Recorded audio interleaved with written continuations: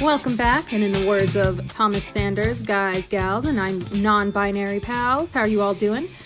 This is Let's Unpack That. It's a podcast where two adult-ish sort of people read books that they read while they were tweens in middle school and go back and reanalyze them through the hardened eyes of adult college graduates and all of the shit that we've seen since then. I'm Nina. I'm Lidia. And we are coming towards the home stretch, including this chapter, or this episode. We have 3 episodes left of the Hunger Games. So this episode, we're reading chapter 23 and 24. And I believe that it only goes up to chapter 27.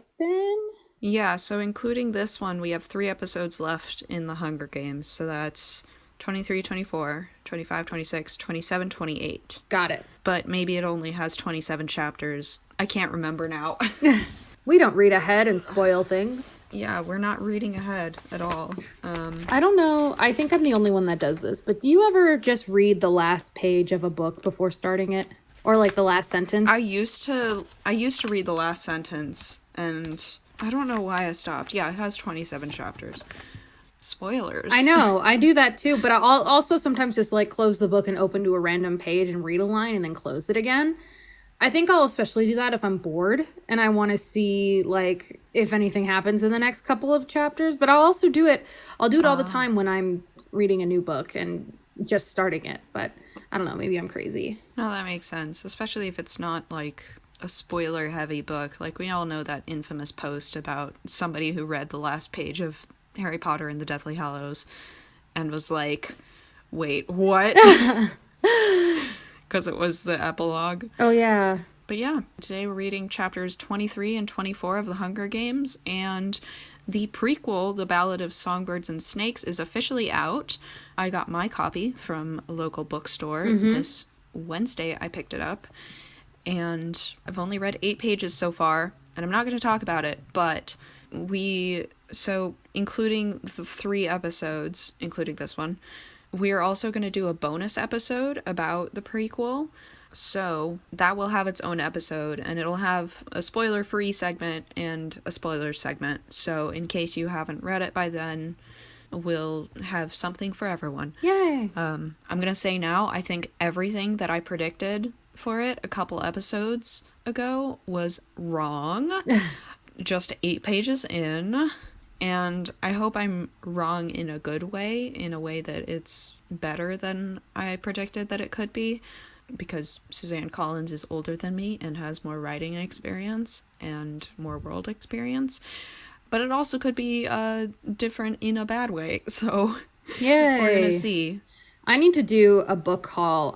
Because I'm finally watching Handmaid's Tale on Hulu, I need to reread that book. Oh, yeah. And I need to read the Testaments, and I need to get the prequel. So next time I go to Walmart or Target or something, I feel like I'm just going to leave with like 3 books in hand. I'm going to get the Handmaid's Tale, because I don't actually own a copy of it, Testaments, and Ballad of Songbirds and Snakes, and that'll be it. It's just going to be, it'll be a fun time. I'll just walk out and say, nobody look at me, I have reading to do. Yes. Excellent. Should we start with chapter 23? Let's do it. All right. Do you want to read the summary? Yeah, absolutely. So again, we are coming towards the conclusion of this book. So really, this is where things are starting to get very action heavy, and we're not getting as much inner dialogue except for the first few pages of this chapter.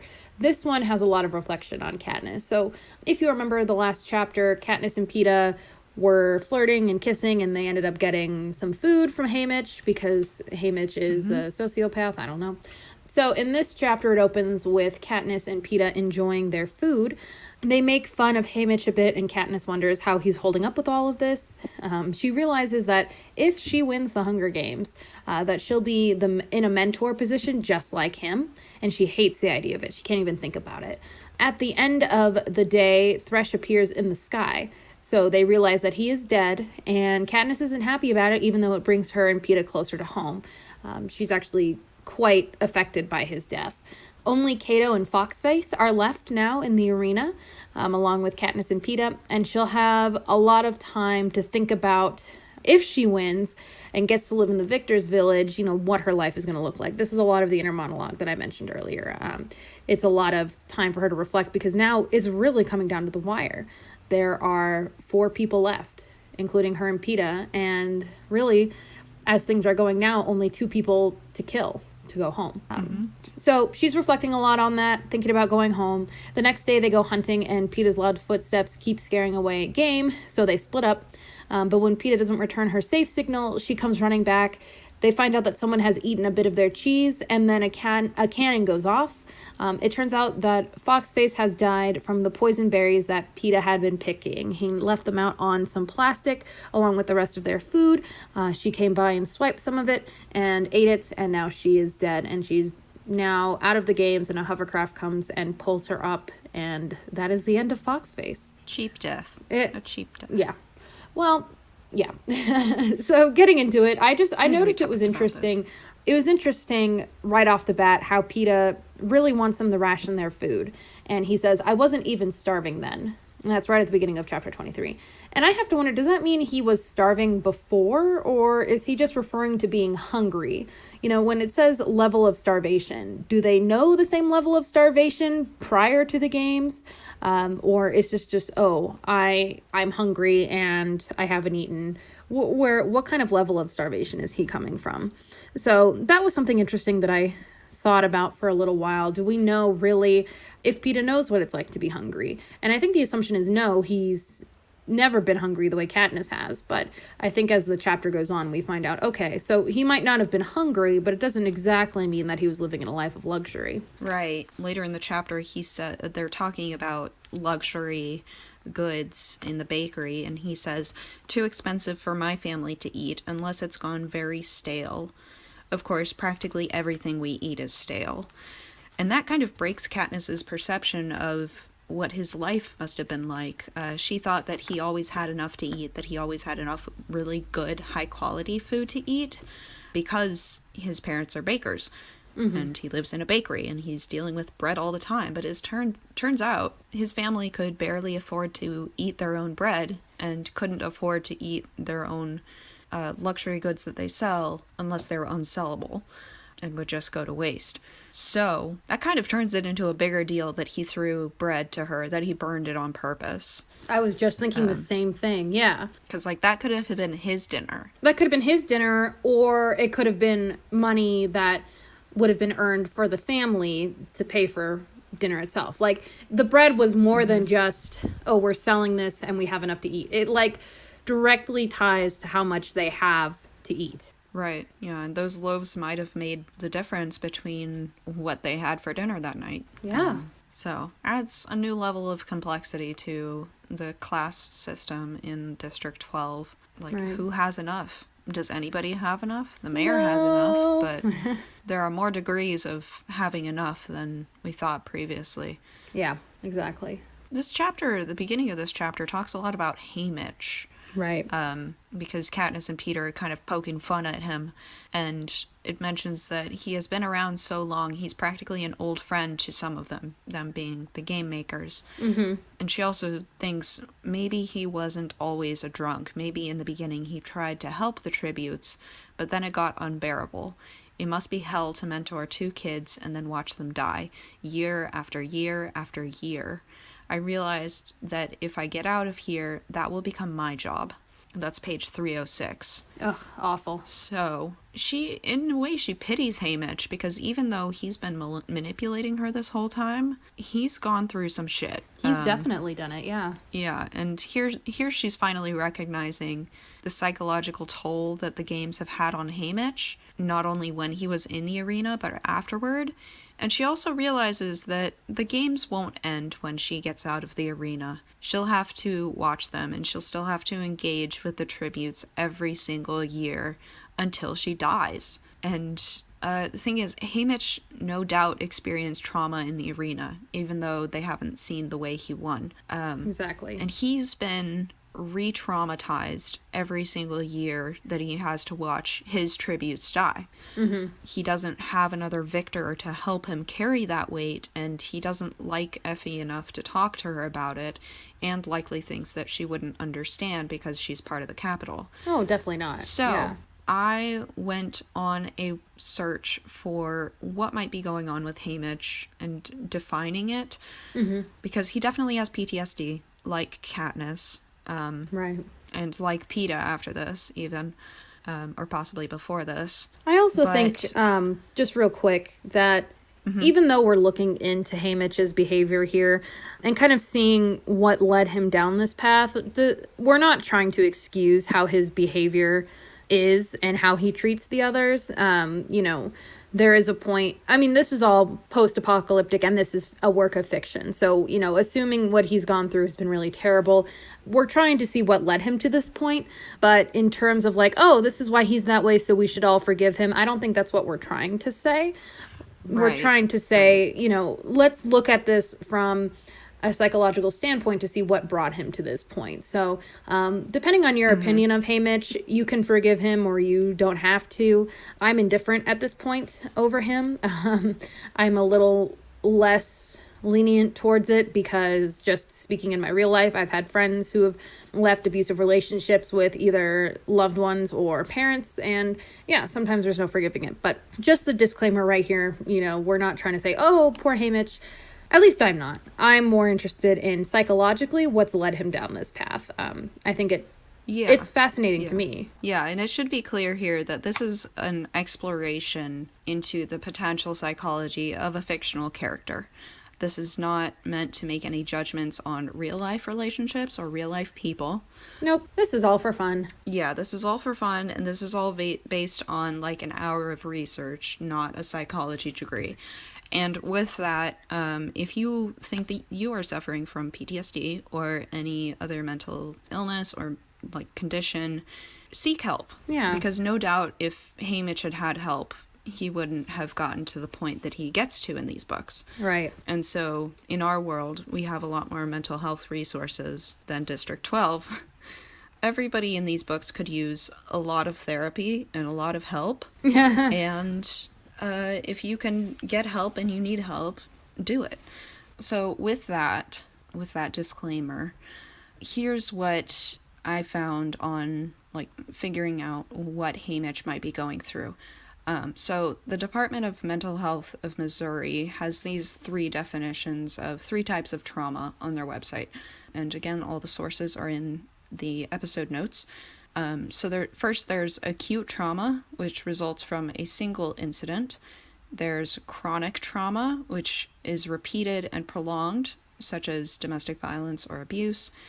And there's complex trauma, which is exposure to varied and multiple traumatic events, often of an invasive interpersonal nature. So, personally, I think that Haymitch's trauma is complex because he was in the games and he's experienced being in the games, but he's also experienced varying types of being out of the games, and with so many different people watching them have to go through it. So that led me to a possible diagnosis of complex PTSD or CPTSD. So according to the National Center for PTSD, many traumatic events like car accidents, natural disasters, etc. are of time-limited duration. However, in some cases, people experience chronic trauma that continues or repeats for months or years at a time. Some have suggested that the current PTSD diagnosis does not fully capture the severe psychological harm that occurs with prolonged, repeated trauma.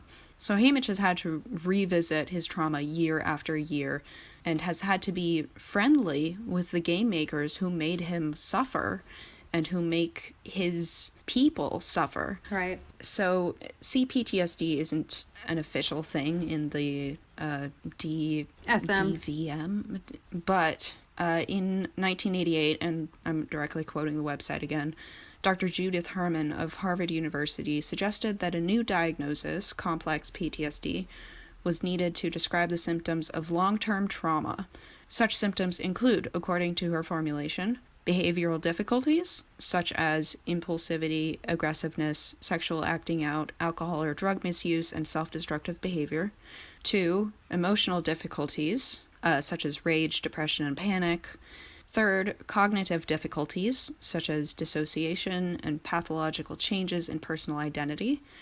Fourth, interpersonal difficulties, like chaotic personal relationships. And 5, somatization, resulting in many visits to medical practitioners. So Haymitch hits most of these points. He acts out. He fell off the stage during the reaping. Right. He's an alcoholic. He's self-destructive. He has trouble functioning in social situations. He doesn't have friends and isolates himself in the victor's village. And he exhibits rage towards a lot of people who could have the potential to be his friends and to help him. Right. He's known as the town drunk. Yeah. Yeah. It's like the town weirdo when really he's traumatized. So more relevant to Katniss is that she realizes, even though she's been through so much, this will be her in the future if she doesn't put a stop to the games. I don't think that it's occurred to her that she can stop the games from continuing, but in this moment she sees the future more clearly than she has before, and is finally almost expecting to live beyond the games. And so that becomes clear to her that it's not going to end when she wins. Yeah. I think what's interesting here is that she does have this ability to realize that she could end up a lot like Haymitch. And the interesting thing is that everyone's always, or not everyone, but we've commented on, and PETA comments on, how similar Haymitch and Katniss are. So that possibility of her becoming maybe the town alcoholic or the town recluse or just someone who doesn't socialize with anybody else, that's a very real possibility. Because we have to assume that when Haymitch was growing up, he had friends, he had family, he had maybe even a girlfriend at some point, the way Katniss has her family and Gale and just people around her. But eventually, Haymitch ends up isolated from all of them. This possibility of her becoming like Haymitch is very, very real, just given how similar they are personality-wise. In that, I don't think she's thinking about ending the games per se, but I think she's also realizing the moment that Prim's name was pulled from the bowl at the reaping, her life was just changed forever.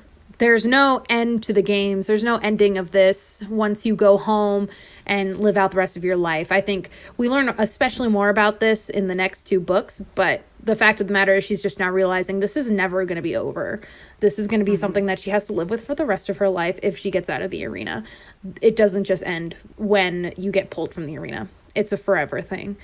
So Prim's name being pulled from for the reaping and then Katniss taking her place, it's not something she will ever be able to escape. And I don't know if she's not letting herself realize the full extent to that yet, or if she's just, or if it hasn't hit her. But this is something she's going to have to deal with for the rest of her life. And I think it's a great possibility that she could end up just like Haymitch. Yeah. And it just occurred to me that maybe Cato is thinking this right now, too, because later when he dies, he has an identity crisis similar to this. Like, what will I be when I go back?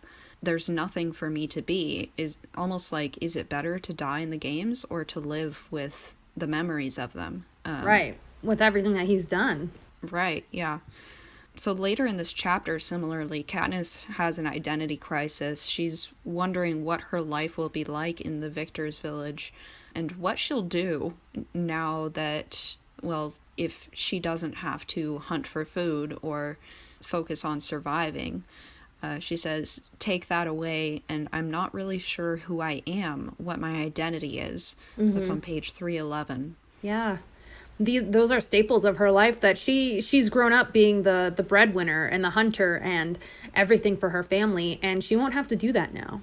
She may have been, a little bit older when she started, and so she's been doing this for 6-7 years, and she's, there was obviously a time before that then she wasn't responsible for taking care of her family, but that was when she was a kid. She spent most of her formative years doing this. So her feelings of who will I be, she didn't really have any other chances to just discover who she was. She just hasn't had that chance. So it is very significant, even though it might not be for, in the grand scheme of things, a very long period of time in her life, just based on average life expectancy and assuming that she'll go on to live a long life. This has had a lasting impact on her because she hasn't had that formative time as a teenager to figure out what she is and what she likes to do. And honestly, I can kind of relate. I've thought about before, what would life be like if I didn't have my mind or my horses? If I came off of Jasper and couldn't ride normally anymore, what would I do? Or, if I somehow lost my cognitive functions, what would I be like? And that's a really scary thing, because it kind of makes you realize how, I don't even want to say fragile, but there are certain identifying features that people develop that I think if they lose them, it's really hard to find out who you are without them. Mm-hmm. And it's crazy. So I can definitely understand on a very limited perspective what Katniss is feeling right now. What's also interesting going on forward is Katniss and Peeta discover that Thresh is dead. Mm-hmm. So they're sitting up at night watching I think Peeta was watching the sky, and they didn't hear a cannon. So Katniss is thinking, oh, no one's died. But actually, Thresh's face is in the sky, and Katniss is upset about it. She says, Thresh is dead. I should be happy, right? One less tribute to face, and a powerful one too, but I'm not happy. All I can think about is Thresh letting me go, letting me run because of Rue, who died with that spear in her stomach. That's on page 307. She actually takes some time to curl up and mourn and say thank you and goodbye to Thresh, and to thank him for her life. She says, under the hood, I silently say goodbye to Thresh and to thank him for my life. I promise to remember him, and if I can, do something to help his family and Rue if I win. And that's on page 309. She almost says it like it's a little bit of a prayer. What's fascinating here is that she considers Thresh's death a murder. She actually says, oh, Thresh's murder. I don't even think she thought of Rue as being murdered. I don't think she's used that word before. It was always killed or, taken out or down or whatever. There's a distinct word when you use, there's a distinct change in tone when you use the word murder. Killed could be accidental or a hunting or something that just is what it is. Oh, he was killed, and it is what it is. It could be anything. Murder is a difference of someone ending another's life. There's a ring of deliberateness to it. And in court, you'll have the arguments of, oh, there was manslaughter for an accidental murder, or an accidental death that was caused by someone else. So you can argue with that what you will. Maybe you could make the argument that this is all some kind of psychological manslaughter, but in this case, almost all the tributes have been murdered by someone else's hand. And it's crazy to think about. This is the first time in all of the book that Katniss is thinking about Thresh has been murdered. This person has been murdered. Not since the very beginning of, oh, we wake up every day and the kids are murdered. No, they were slaughtered. There's a word slaughter, I think, is used, sort of like sheep or goats or cattle or whatever, being sent to the slaughterhouse like animals, or there's being killed when she goes out hunting, or death when you starve to death. But the word murder humanizes it in a way that has not been humanized yet in the book. It puts a word to it that insinuates this is wrong and this is deliberate, and even potentially this is something to be angry about. And I think it's kind of crazy to think about, you're going through life and you're watching these kids being sent into the arena, killed, and then life goes on, and not considering it murder, because they've just been so conditioned for it that it doesn't seem like murder to them. It just seems like it's a way of life. It's just what it is. So the fact that she uses that word, I think, also emphasizes a change in character perspective, because she's now starting to see the fundamental wrongness of this whole thing. She's starting to see how, okay, this is fucked up. People are being murdered. And even if it's not a full psychological tilt to this is wrong, I need to stop it, it's definitely the beginning of the change of perspective for Katniss. This word is important, the word murder. And I could honestly go off about it for a long time. I don't know. To me, it's crazy. You know what I mean? Yeah, I like that you mentioned how at the beginning it's called a slaughter, like the bloodbath of the cornucopia, this slaughter. Right. Which goes directly with the word tribute. They're not meant to be seen as people. And the word murder, really, Katniss throughout these games has learned to see her fellow tributes as people and to recognize, oh, hey, I'm a people too. Right. I don't deserve this, and nobody deserves this. And kind of going off of that, she says later, I know I'll never marry, never risk bringing a child into the world. Because if there's one thing being a victor doesn't guarantee, it's your children's safety. Right. And actually, I don't know if we've ever really touched on the definition of tribute, but I just looked it up really quick. The definition of tribute is an act, statement, or gift that is intended to show gratitude, respect, or admiration. Or it's a payment made periodically by one state or ruler to another, especially as a sign of dependence. So these children are literally payments for the rebellion and essentially apologizing for what they've done. So they have been completely dehumanized. Referring to them as tributes takes away their humanity. The only other thing I can think of is, I don't know why I keep connecting it back to this, but I think of the Triwizard Tournament in Harry Potter. They're not being sacrificed. Yeah, I mean, they're not being sacrificed, but you hear the characters who are part of the Triwizard Tournament as referred to as being champions. They're the champions of the Triwizard Tournament. Then you'll have the victor of the Triwizard Tournament. But even the word champions, like, that gives them a note of humanization that tribute just doesn't. Right. Champions is defined as a person who has defeated or surpassed all rivals in a competition, especially in sports, or a person who fights or argues for a cause or on belief of someone else.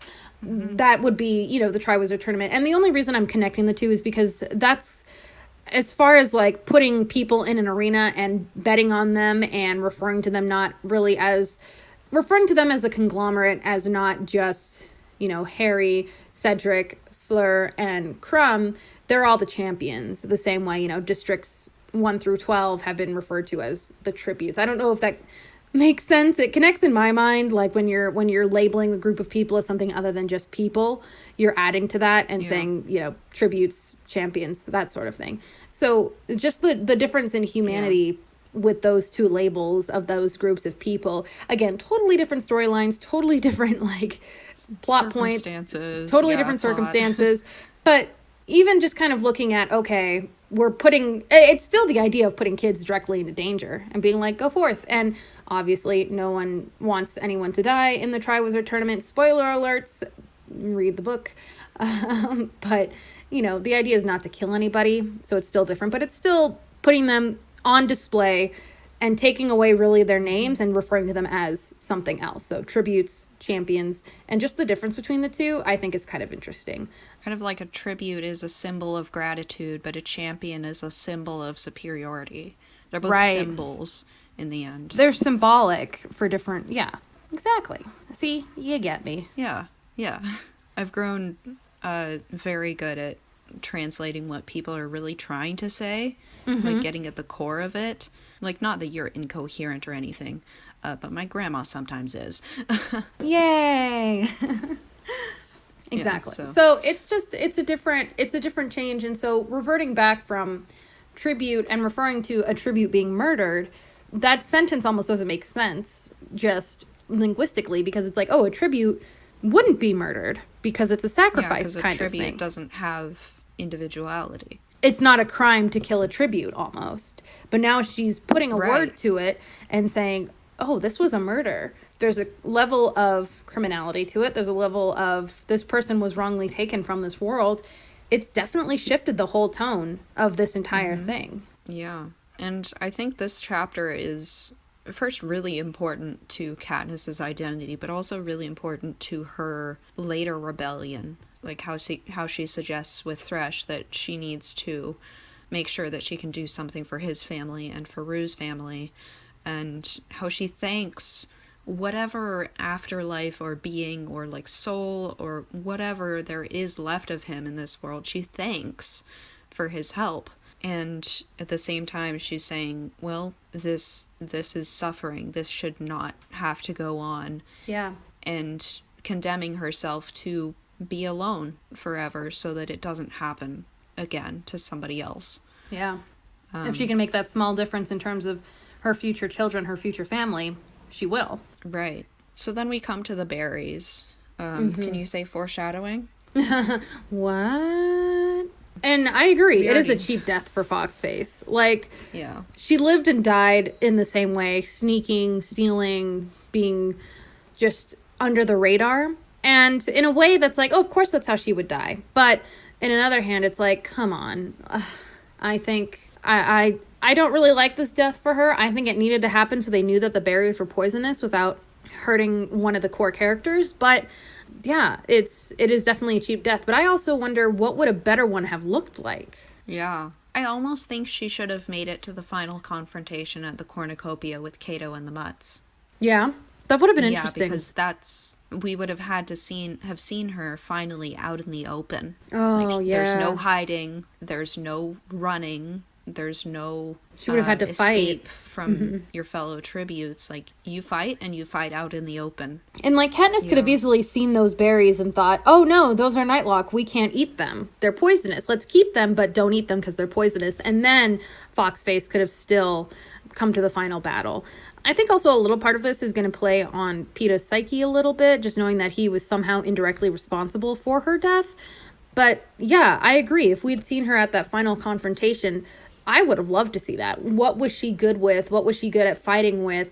How could she have survived? I mean, obviously she wouldn't have, but I would have liked to humanize her a little bit more here too. I love that word, I guess, I guess my theme for this episode is humanizing, but I would have liked to see the side of Foxface of like, she is scared, she is fighting for her life. Maybe she's coordinating with Katniss and Peeta and Cato, trying to find a way out of this, in some sort of, maybe help. I don't know. I can see it playing out in so many different ways of Foxface being part of that final showdown and meeting her demise eventually, but also what we would have seen before then and how that would have worked out. Yeah, I would have liked to see her out of her comfort zone because she seems so invincible when she's in her comfort zone. Like how we discussed last chapter when Katniss thinks, oh, I should have done that. Like, she's so good at this, but she's only good at it because that's what she does. And seeing her do something that she's not good at, like hiding in plain sight on the cornucopia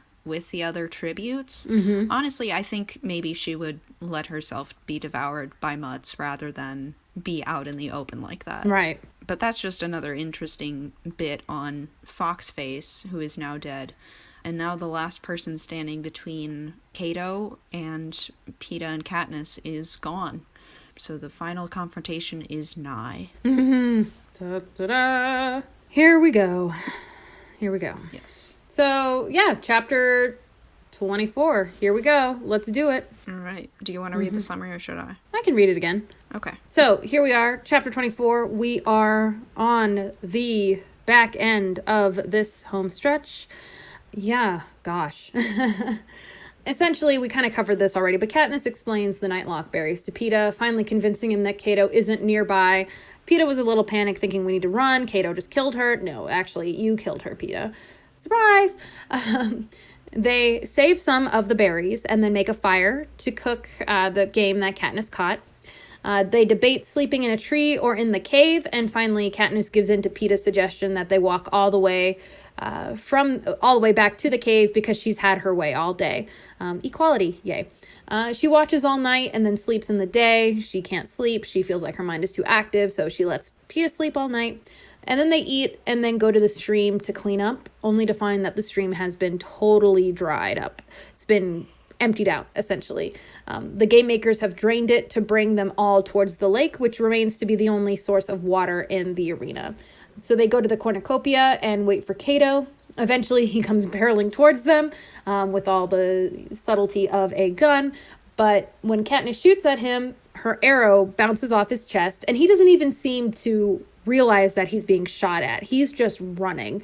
And as he passes them and keeps going and doesn't stay to attack them, Katniss sees the creatures that Cato is running from, and all she does is turn to run too. So she turns and follows. Yeah, this is a bit of a nothing chapter. Yeah, this chapter. It's a lot of preparation, a lot of waiting, which was kind of also the last chapter, but at least in the last chapter, 2 people died. This really just kind of sets up what's going to happen now.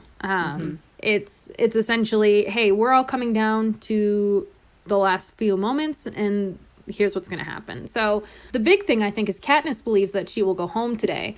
This is her last day in the arena, but it's interesting that she thinks about it in such a blasé kind of way. She's like, I'm going to go home today, one way or another. I'm either going to die or I'm going to be brought home alive. I'm getting out of this arena. I think it's interesting that she doesn't feel panicked about it. She takes it very much in stride. She's like, today's the day. It's going to end one way or another, which I think is also pretty fascinating, pretty cool. So it, you know, at this point, she's so worn down. She's ready for it to end almost. I don't think she wants to die, but she's also like, all right, there's no use panicking about it. I'm in the situation. I'm going to go ahead. We're going to do this. Let's go. Yeah, kind of like, fuck it. Let's be over it already. Mm-hmm. Yeah. So yeah, it's just her and Peta and Cato left, and they're walking back to their cave campsite after a day of hunting. Mm-hmm. And she says, "It dawns on me that I haven't been very nice to Peta today." What? Page 322. No way. Katniss taking the lead. Katniss being headstrong and doing what she's good at while Peta stays behind because he's useless in these woods. What? So that made me wonder if she'd ever been nice to him in a way that wasn't fake. I think here she's starting to realize, oh, I should be nice to him genuinely. Maybe so. It could be his last day on Earth. That might be a good example to be nice to him, even though he is, at this point, kind of useless. Yeah. Yeah. And she says later, "I pull the sleeping bag up to his chin and kiss his forehead, not for the audience, but for me. Because I'm so grateful that he's still here, not dead by the stream as I'd thought. So glad that I don't have to face Cato alone."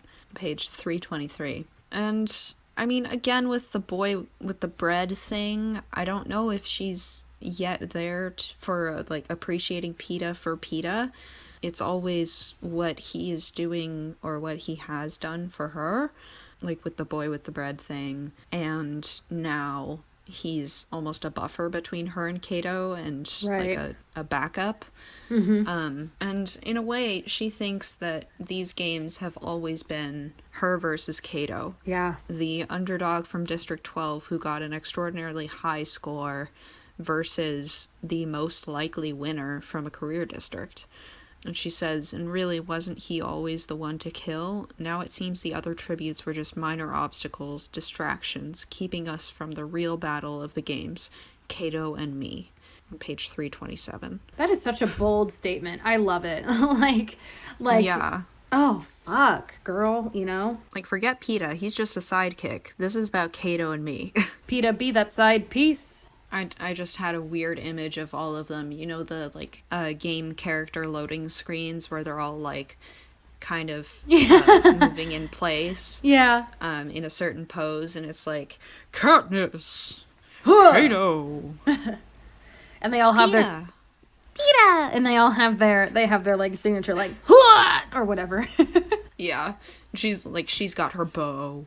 Cato has got his giant spear or whatever he has, and Peta just has bread, and he's just bobbing. I'm ready. I'm ready. I'm gonna fuck you up. Occasionally swings the piece of bread like. We're just shitting on Peta here, but I know. Well, what's interesting Peta's is kind of like the Princess Peach of this Mario game. Oh, poor thing. I love Princess Peach, but I always play Link, but hey, that's just me. Yeah. It's interesting to put Cato and Katniss up next to each other because I hadn't really thought too much about them side by side. You know, I think the way that the book was written, it was made out to make them seem like they're completely different from one another. But really, it doesn't really seem like that's the case, right? In a way, they are opposites, but they are opposites on purpose. So they do have their differences. Cato is big and strong. Katniss is small, but also is strong. Cato has always had enough to eat. Katniss has never had enough. Cato went to a training academy versus Katniss is self-taught. And Cato, most importantly, is ruthless and won't hesitate to kill an opponent in the games, whereas Katniss is lenient to a fault, only killing when is absolutely necessary. So, this led me to believe that they are actually narrative foils for each other. And so the definition of a foil in fiction, this is from Wikipedia, is a character who contrasts with another character, usually the protagonist, to highlight qualities of the other character. So when they're put together, Katniss and Cato each highlight the extremes of life in Panem and Panem's diverse attitudes towards the games. So Cato can be said to represent a part of Panem that loves the games, partly because they have all the power in them. And Katniss represents the part of Panem that hate the games because the games take away what little they have. And going deeper with it, it's also in his name, Cato. So I did a bit of research into the Catos of old and found actually some similarities between this Cato and Cato the Younger, Marcus Porcius Cato Uticensis. He lived around 95 to 46 BC, was obviously a Roman, and according to the Wikipedia page, was a noted orator and a follower of the Stoic philosophy. He is remembered for his stubbornness and tenacity, especially in his lengthy conflict with Julius Caesar, as well as his immunity to bribes, his moral integrity, and his famous distaste for the ubiquitous corruption of the period. So, how it went down with Cato the Younger, because there's also the Cato the Elder, who we're going to ignore. I did a bunch of research, and there's just too much. Rome has a lot of history. But how it went down was, while Julius Caesar was off conquering other parts and adding to the Roman Empire, Cato the Younger passed a resolution that stripped Caesar of his command and called him to return to Rome without proconsular legal immunity to have a trial. So Caesar came back with a vengeance, intending to take back power from the Senate by force, and that resulted in a civil war.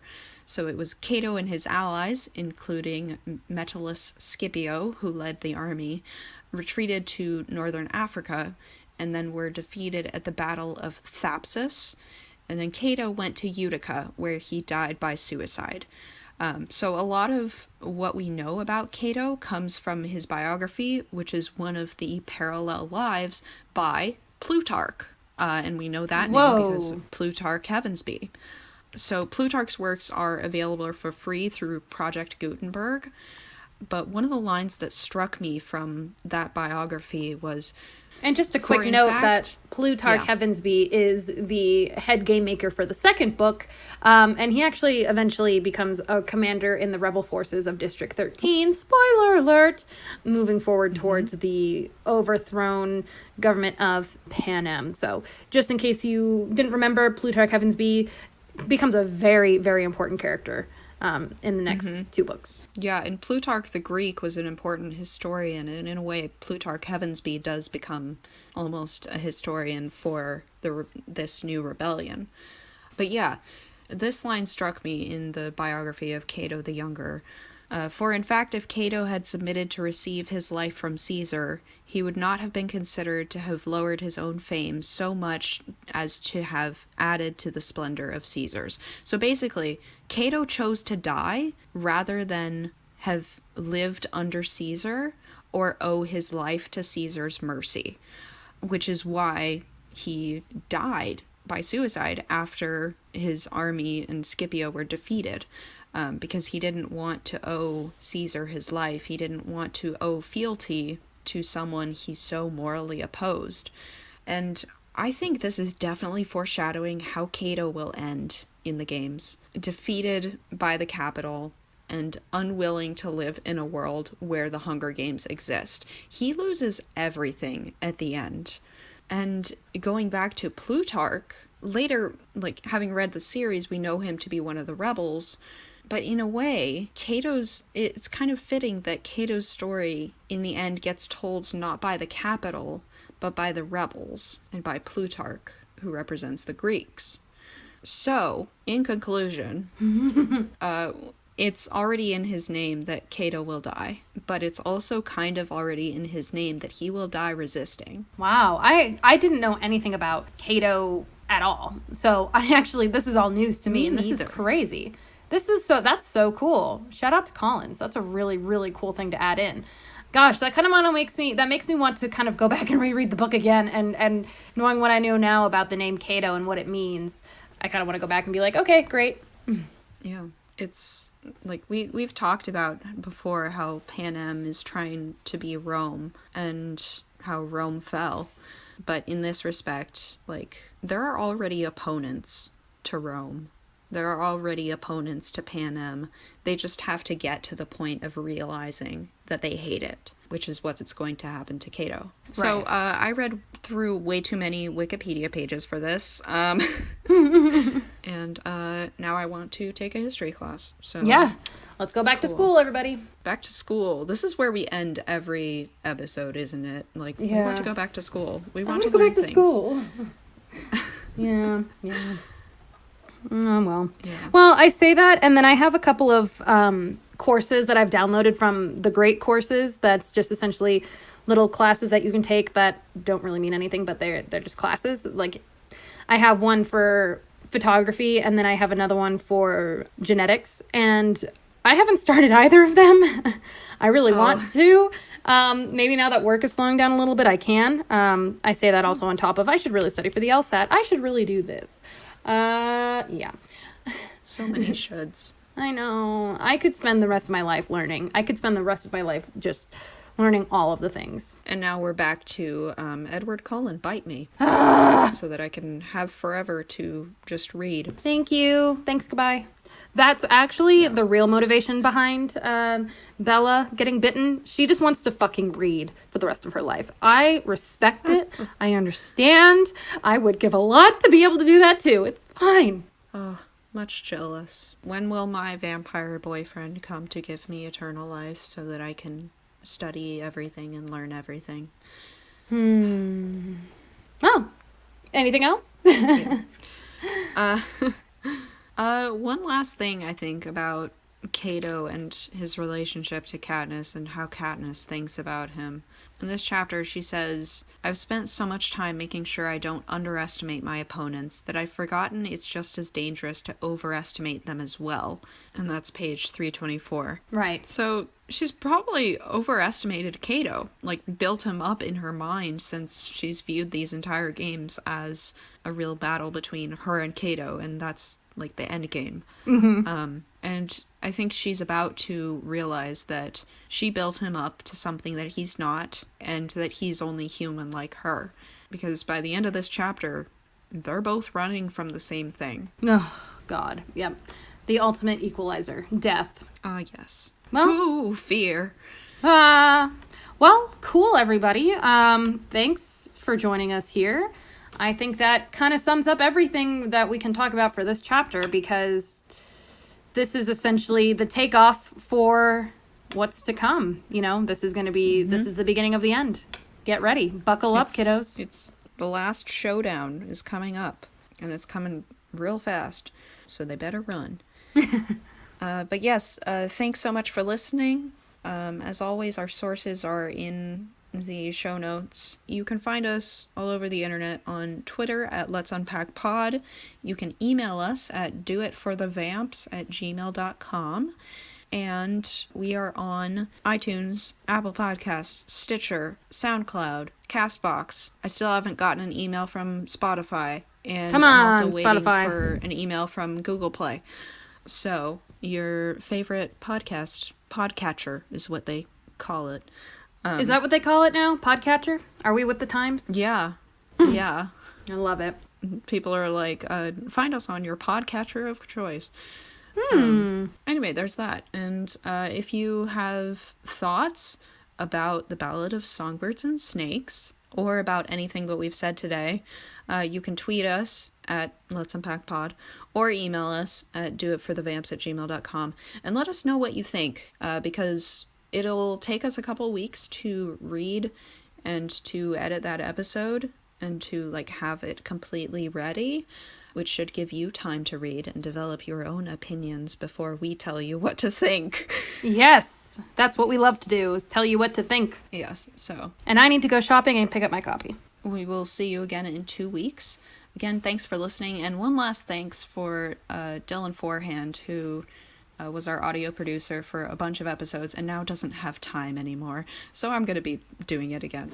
Yeah, big shout out to Dylan. You have definitely helped us a ton. Thank you so much for your unpaid time. I think if we could pay you, we definitely would have. So know that in our minds, you are well paid. Yeah, but thanks for everything, buddy. We really appreciate it. Good luck with your next adventures. And we'll see you tonight for D&D. Yes, we'll see everyone tonight for D&D. I almost want to do a special episode on D&D. Okay, Katniss would be a ranger. Oh, duh. Yeah. Obviously. Gale would be a paladin? I don't know why. I think Peeta would be a bard. I don't know. Maybe with, like, cooking magic. Bard or a wizard. Because they're both, like, I don't know. Wizards are weak. Oh, yeah. Well, they are. They are. It's They okay. only have, like, 10 hit points at level 3. Anyway, this is not a D&D podcast. It's not. But thanks so much for listening, and we'll see you in 2 weeks. And I'm going to make bread again in a few days. I make sourdough. So, But until Lydia's then, going to get this bread. Yeah, I'm going to get this bread. You should too. Da-dunch. Let's get this bread together. Let's get this bread. Stay sexy and don't get murdered. Wait, that's the wrong podcast, and it's not even mine. Yeah, you don't even do that one. I don't do that one. I just listen to it religiously. Stay sexy and get that bread. I'll allow it. Thank you. Bye.